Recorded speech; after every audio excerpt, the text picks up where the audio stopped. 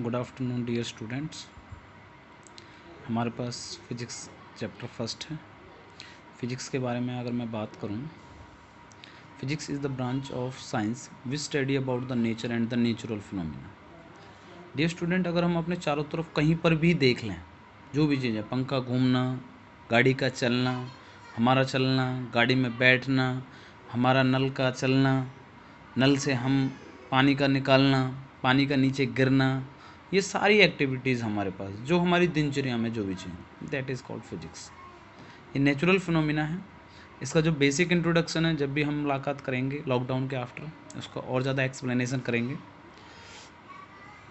तो मैं पहले अपना इंट्रोडक्शन दे देता हूँ। मैं mister Rachit from saint church school, physics lecturer. मैं उम्मीद करता हूँ कि आप इंटरेस्ट होंगे फिजिक्स के लिए। फिजिक्स वेरी इंपॉर्टेंट और वेरी इंटरेस्टिंग सब्जेक्ट है आगे की लाइफ के लिए। तो आप थोड़ा इंटरेस्ट हो जाइए, लीजिए इस सब्जेक्ट के अंदर, और किसी भी तरह की कोई प्रॉब्लम्स आती हैं देन कंसर्न मी। और दूसरा, आपके लिए पेपर्स के लिए, जब आप 11th में आए हो उसके लिए बेस्ट ऑफ लगा, आपका रिजल्ट अच्छा है। तो डियर स्टूडेंट, हम फंडामेंटल क्वांटिटीज़ के बारे में बात करें। ये वो, अगर मैं क्वांटिटीज़ की बात करूँ तो क्वांटिटी हमारे पास दो टाइप की है। एक हमारे पास फंडामेंटल क्वांटिटी, एक ड्राइव क्वांटिटीज़। फंडामेंटल क्वांटिटीज़ में हम फिजिकल क्वांटिटीज़ को भी ले लेते हैं। फंडामेंटल क्वांटिटीज़ क्या, ये वो क्वांटिटी है जो किसी अनदर क्वांटिटी पर डिपेंड नहीं करती, like this mass, length, time, ये अनदर क्वांटिटीज़ पर डिपेंड नहीं करती है। और इन क्वांटिटीज़ के लिए जो हम यूनिट मेजरमेंट के यूनिट लेते हैं, उन्हें हम फंडामेंटल यूनिट्स बोल देते हैं। इसके लिए हम इन यूनिट्स को मेजरमेंट करने के लिए 4 तरीके का सिस्टम यूज़ करते हैं। CGS centimetre gram second, MKS metre kilogram second, FES foot pound second, SI international system of unit. लेकिन अगर मैं ड्राइव क्वांटिटीज़ की बात करूँ, ये वो क्वांटिटीज़ हैं जो फंडामेंटल क्वांटिटीज़ पे डिपेंड करती हैं। मेरे दिमाग में फोर्स आ जाता है, तो फोर्स इक्वल टू क्या होता है, mass into acceleration. Force equal to mass into acceleration होगा हमारे पास में। तो मास क्या हो गया हमारे पास में, मास हमारे पास फंडामेंटल क्वांटिटीज़ हो गई है, इसलिए ड्राइव क्वांटिटीज़ जो फंडामेंटल क्वांटिटीज़ पे डिपेंड करती हैं। इसके लिए डियर स्टूडेंट, हमने फंडामेंटल क्वांटिटी लेंथ, मास, टाइम लिया। CGS system, MKS, FPS centimetre gram centimetre में लिया CGS लेंथ को, मास को ग्राम में, टाइम को सेकंड में। अगर MKS में लेंथ मीटर, मास किलोग्राम, टाइम सेकंड। FPS में लेंथ को फुट, मास को पाउंड और टाइम को सेकंड। इसके बाद में अगर इन फिजिकल क्वांटिटीज़ जो भी हमारे पास ये 7 फंडामेंटल क्वांटिटीज़ होती हैं, इन 7 में से हमें 5 क्वांटिटीज़ को स्टडी करना, लेंथ, मास, टाइम, इलेक्ट्रिक करंट और टेम्परेचर। हमें इंटेंसिटी ऑफ लाइट और मोल्स ऑफ सब्सटेंस को नहीं लेना है, क्योंकि ये 5 क्वांटिटीज़ हमारे पास यूज़ होती हैं। लेंथ L से मेजरमेंट किया जाएगा, लेकिन यूनिट M से मेजरमेंट किया, लेंथ की यूनिट मीटर है, मास का M, यूनिट किलोग्राम, kg से, टाइम का T, second S, electric current ampere A, temperature kelvin K। लेकिन इंटेंसिटी ऑफ लाइट और मोल्स ऑफ मैटर, अगर इंटेंसिटी ऑफ लाइट की बात करें तो किसी भी सोर्स से लाइट आ रही है और किसी ब्लैक बॉडी की सरफेस पर पड़ती है, और ब्लैक बॉडी की सरफेस पर पड़ने के बाद में उसने कितना एरिया कवर किया, कितने प्रेशर के साथ, that is called intensity of light. तो इन दो क्वांटिटीज़ को स्टडी मत करो, कोई प्रॉब्लम्स नहीं है। अगर मैं सप्लीमेंट्री क्वांटिटीज़ के बारे में स्टडी करूँ, तो सप्लीमेंट्री क्वांटिटीज़ में हमारे पास प्लेन एंगल है और हमारे पास सॉलिड एंगल है।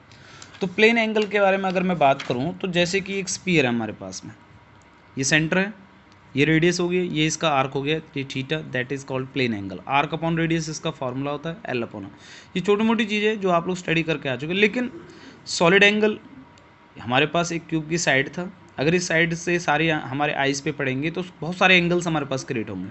लेकिन इस पूरे का हमारे पास जो पूरा एंगल होगा, ये सॉलिड एंगल होगा, और इसने आगे की तरफ जब ये लाइट जाएगी तो एरिया प्रोजेक्शन क्रिएट करेगी। कहाँ तक एरिया कवर कर रहा है, तो सॉलिड एंगल जो बराबर होगा एरिया प्रोजेक्शन और वहाँ तक उसकी रेडियस का स्क्वायर। ये एक इन्वर्स स्क्वायर लॉ को फॉलो करेगा। ये रेडियस है सेंटर से लेकर यहाँ तक, जहाँ तक एरिया ऑफ प्रोजेक्शन बना है, ये एरिया होगा। मैं बात करूँ डियर स्टूडेंट कि फिजिक्स एक ऐसा सब्जेक्ट है जो अपनी सहूलियत के लिए हमने लिया है, क्योंकि इसमें जैसे मैं बात मुझे याद आ जाता है कि अगर मैं 150 किलोमीटर बोल दूँ, क्यों ना मैं इसे 1.5 लाख मीटर बोल दूँ, क्योंकि 1.5 लाख मीटर कभी नहीं बोला, क्योंकि ये हम अपनी कन्वेंस के लिए यूज़ करते हैं कि अपनी कन्वीनियंस कैसी है हमारी, अपनी सहूलियत को के लिए। जैसे मैं अगर मार्केट में जाऊँ तो मैं 5000 ग्राम आलू दे दूँ, नहीं बोल सकता, मैं 5 किलो आलू बोल सकता हूँ। ये अपनी कन्वीनियंस है हमारे पास, अपनी सहूलियत के लिए बोलते हैं, दैट इज़ कॉल्ड फिजिक्स। तो मैंने प्लेन एंगल, सॉलिड एंगल के बारे में बताया। आई होप कि आपको मेरी बातें समझ में आ गई होंगी। अगर मैं डायमेंशंस की बात करूँ तो डियर स्टूडेंट, मैंने 10 डायमेंशंस क्रिएट किए हैं, जिसमें क्वांटिटीज़ है, फॉर्मूला है, डायमेंशन यूनिट है। एरिया, किसी का भी एरिया ले लो, उसमें रेडियस का स्क्वायर होगा। Length, breadth, height, distance, displacement, ये सारे हमें एल से मेजरमेंट का, ऑल्सो रेडियस भी एल से मेजरमेंट करना होगा। एरिया लेंथ इंटू ब्रेथ होता है, लेंथ का एल हो गया, ब्रेथ का भी एल हो गया, एल का स्क्वायर हो गया, मीटर का स्क्वायर इसकी यूनिट होगी। लेंथ की यूनिट मीटर होती है। Volume length into breadth into height, L की जगह, लेंथ की जगह एल, ब्रेथ की जगह एल, हाइट की जगह एल, तीनों का एल से मतलब एल क्यूब। हमेशा डायमेंशंस को बड़े ब्रैकेट में ही रखा जाएगा। लेंथ की यूनिट मीटर क्यूब होती है। डेंसिटी मास अपॉन वॉल्यूम, मास का एम हो गया, वॉल्यूम एल क्यूब, ऊपर जाएगा एम एल -3, तो किलोग्राम मीटर इन्वर्स क्यूब, जैसे केजी मीटर इन्वर्स क्यूब।